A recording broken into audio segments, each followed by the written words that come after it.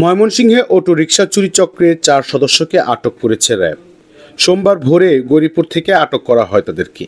দুপুরে র্যাবের অধিনায়ক নয়মুল হাসান জানান, আমরা গত 23 তারিখে একটা অভিযোগ এখানে আমাদের কাছে এক ভদ্রলোক দায়ের করেন যে তার অটোরিকশা ছিনতাই হয়েছে এবং একটা সংঘবদ্ধ চক্র তার অটোরিকশা নিয়ে গেছে।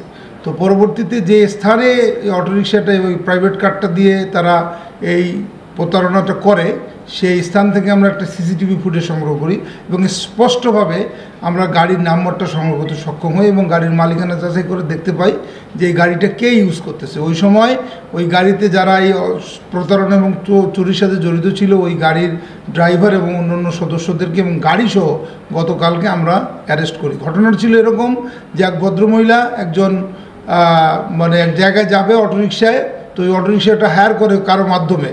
তো কিছুক্ষণ অটোরিকশাটা যাওয়ার পরে মহিলা বলে যে অটোরিকশার ড্রাইভারকে বলে যে তুমি একটু আমার কেয়ারটেকারকে 500 টাকা দিয়ে আসো, সাইডে গাড়িটা সাইড করো একটু।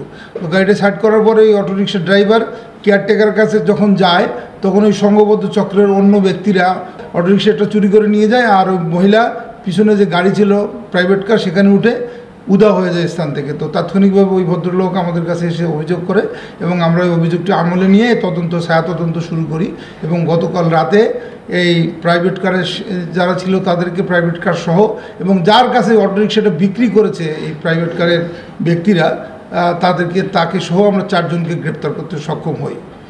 এই চক্রটি ঢাকা থেকে ময়মনসিংহ এসে বিভিন্ন কৌশলে অটোরিকশা চুরি করে আসছিল। 23 জুলাই এক অটোরিকশা চালকের অভিযোগের ভিত্তিতে অভিযানে নামে র্যাব।